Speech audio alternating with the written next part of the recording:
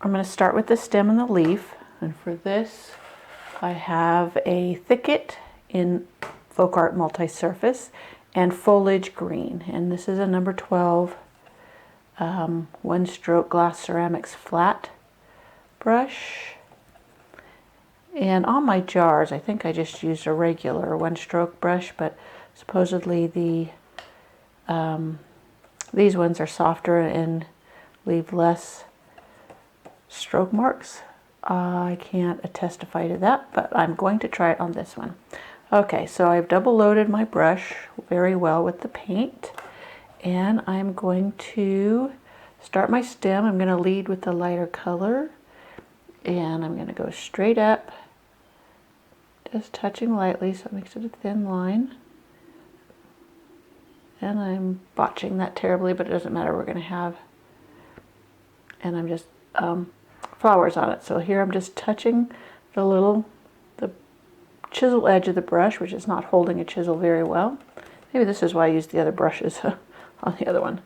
This one's not holding the chisel, but it will work because I'm going to have a little flower. It's just going to be an indication of where I'm going to put some of the flowers. And then down at the base, now this no way in any shape or form mimics a delphinium leaf. It is just some green on here, so you get the indication of a leaf. Delphinium leaf is much different than this stroke leaf, but I'm going to put my leaf here so I have some green at the bottom.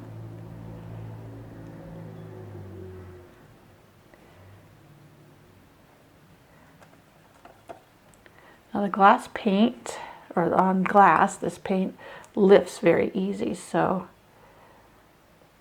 you have to be careful going over top.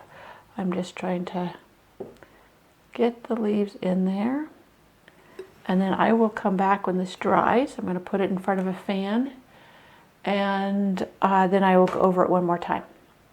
The stem I probably won't. So I'll get this dried, I'll come back. Alright, I tested out using just a regular one stroke brush on it, and I actually like the way it performs better. So never be afraid to test out different things to see what works better for you. So on this I am going to continue using the one stroke regular brush instead of the glass. I don't know if maybe it's different with the pure enamels or the enamels compared to the multi-surface, but I should test it one of these days like I tested this one. Okay, I'm going to go back over it again, and usually I hold it closer to my body, so it might be a little bit messier down here in front of the camera, but I'm just going to try to match up the lines or the strokes on the first time around so that I'm not getting different effects. Okay, gotta make sure I turn my brush and just carefully follow. It's not perfectly followed, but it doesn't matter. It's going to be kind of hidden by the flowers or distracted from by the flowers. And I had a gloppy of the lighter green in the middle, and I just put a vein in and covered it up, or removed it, I should say. Okay, here we go again. I'm going to go over top of this leaf, and it just makes it more opaque when you give it a second coat. Some people can just do one coat and it provides plenty of coverage. I haven't mastered that yet. You notice I didn't get all the way out there, but like I said, it's not going to be live or die on that, because the flowers distract from the leaves and your mistakes really aren't that visible. Here I'm going over the slide leaves, bring in a stem, and then I'm going to go over these leaves. This was the one I did with the enamel brush, and it just didn't turn out as well. Okay, so I'm going to stabilize it here, make sure I'm in the camera, and go over top of that one.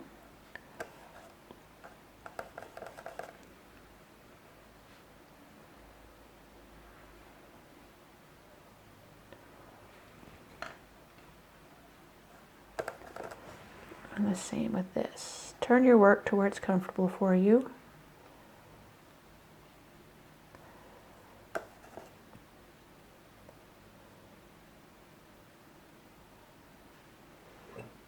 And I think that's sufficient. Let me do these stroke leaves.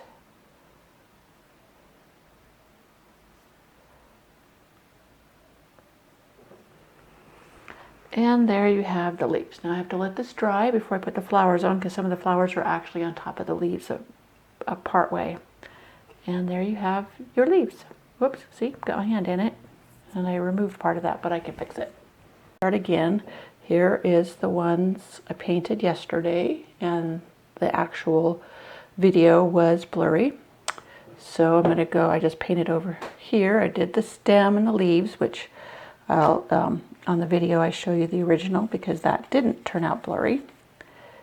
And I'm just going to double load my brush with cobalt and wicker white. And I'm going to do the top bud. This is a number 10 flat. I do the top bud in just a little teardrop stroke. I need to have better control. I kind of lost it. There. See, I'm waving, but there. Wipe it off with your finger. Fixing your mistakes is one of the best techniques you can learn. And then I'm going to come down here and do the same. A teardrop right there. And normally I hold this closer to my body and I have a little more control. For some reason, having it over here where it's in the camera for you is a little tricky for me. Okay, now here I'm going to do a multi-petaled bud. Now the back one I should go over a second time, that back petal, so I'll just let that dry and do one here. And then I'll come back and do a second layer once that has dried. And now I'm going to go down to the base here. Oh, yeah, it's almost dry. I'll start over here where it is dry. And I'm just going to do little, it's teardrop stroke, but it's waved out and then brought in so that it makes a teardrop shaped petal, I should call it. And the same here. You just want it real wavy, and you don't want it too wide because you're going to try to make plenty of them. And let me see, let me turn it this way because I don't do strokes backwards very well. And that one needs to be a little bit longer. And there is the back petals of the main flower. And the green may have dried a little bit. I can do another one there. Or I can turn it around. I also did a stem on the other side. And I will turn it around to the other side. See, there's a stem and some leaves I painted there. And I will do the same there. I'll do a bud. And maybe I'll do a bud this side.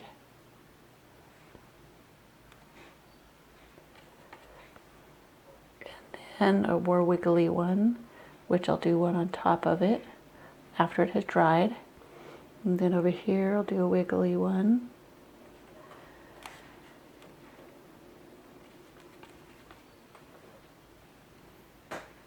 Let me make sure this is in the camera for you and focused.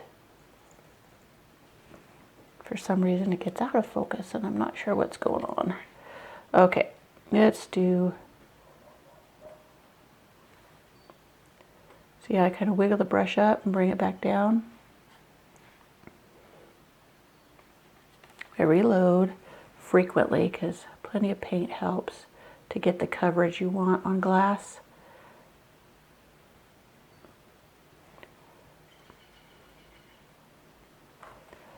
So it's not quite as round as I would like it, but I'm going to go over it again and you'll see how those ones are shaped. This is a 10 brush, so I might switch to an 8 and see if I like the size there. Switch up your brushes. If you're not liking the effect you're getting, If it seems like you can't get the shape, or it's too large once you're done adding all the petals, then change your brush size. Here I'm going to change down to an 8. And I'll go back to the other side and see if any of it's dry enough to go over again. If not, I am going to put it in front of a fan and let it dry it. Okay, this side is dry enough, and I switched to an 8. This is a plaid one-stroke Donna Dewberry flat brush. Comes in a multi-pack that I usually have linked to on my site, on my blog. So there, we're just going to do the little teardrop, upside down teardrop stroke. And then this one had a back. And then I'll come back and do one on top, or a couple on top. But this one, I'm going over this back one as well. I try to match up the edges, the whole stroke. I try to get it the same. You're not going to be exactly the same, but you can get close enough. And you can always come in and clean up edges you don't like with alcohol on a Q-tip, and you just go around the edges and neaten it up.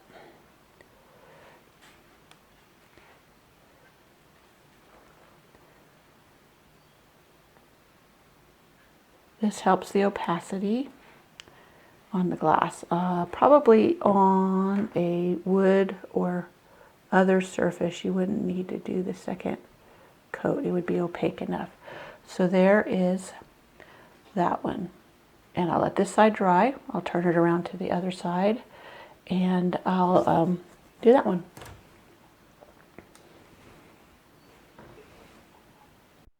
Okay, now I'm going to come in and put the second layer on this petal, these flower right here, the bud. And I did this one, and then I'm going to do one more over here. And I don't think that it really needs a second coat, so I think that'll be fine. And this one, I might add a lighter blue to that so that it shows up better against the other one, the back petal.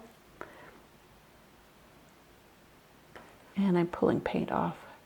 It must not have been dry enough, but that'll work. Once you add the details, sometimes it hides your mistakes, disguises them. I almost put the paint in the wrong side of my brush. Okay, I think this one's maybe not dry enough to go over, but I can start the next bud or next flower. It's going to kind of overlap each other, so I can start the other flower over here.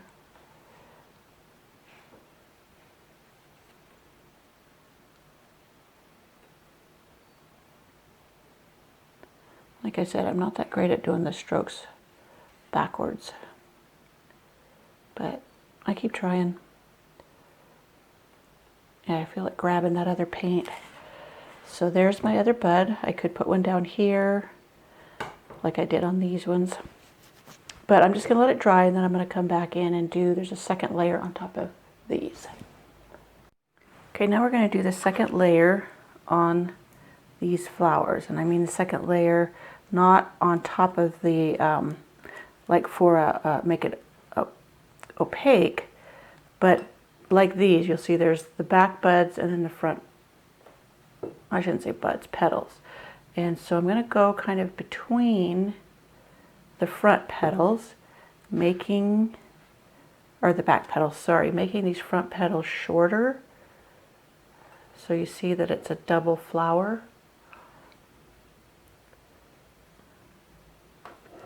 Double layered flower.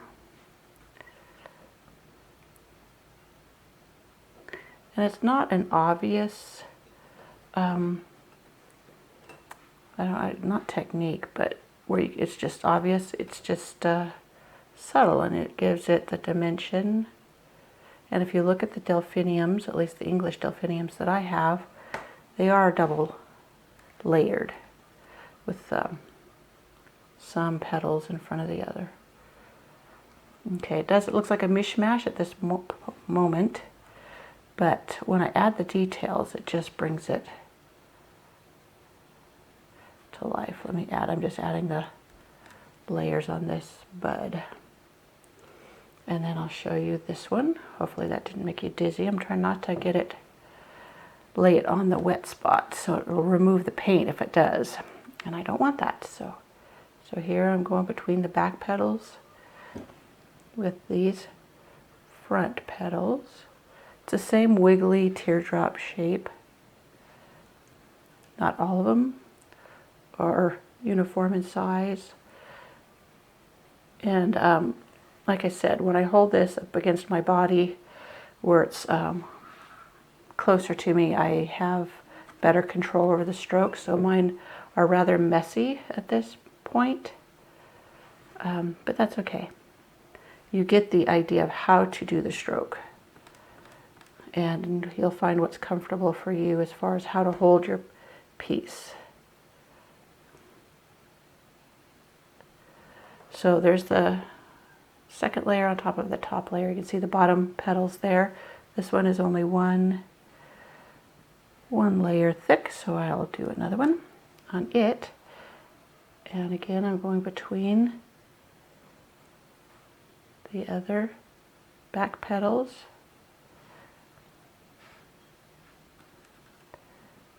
And making the wiggle, wiggle, wiggle, wiggle, come down to the point stroke. And now I'll get my detail brush out and we'll add some details. All right, I have some wicker white and my liner brush. This is a 10-0 Low Cornell liner. And I'm just going to load it, pull it to a point, and then I'm going to just go in the center and make like a star shape with the white.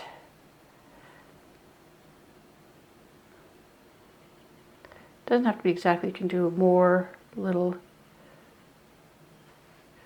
that's called the bee on a delphinium. So I'm making the bee.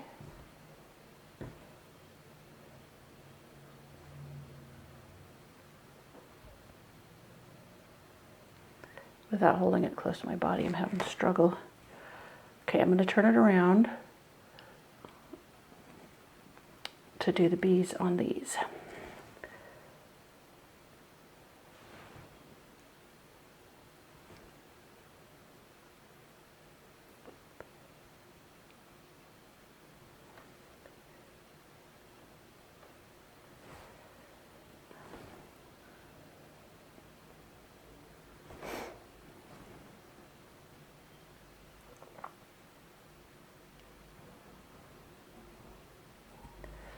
And there's the bees. Now I have some thicket. I'm rinsing out my brush and drying it on my towel.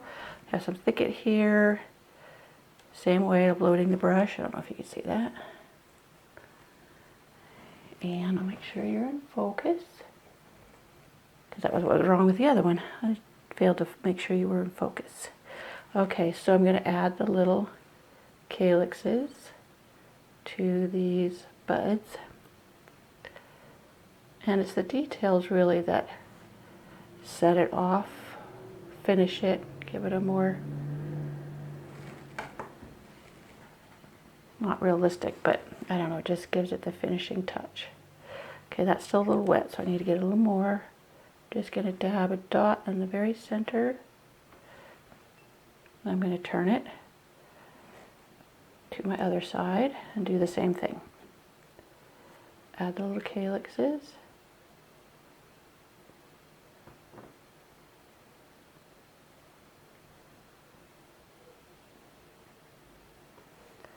And then dot the center.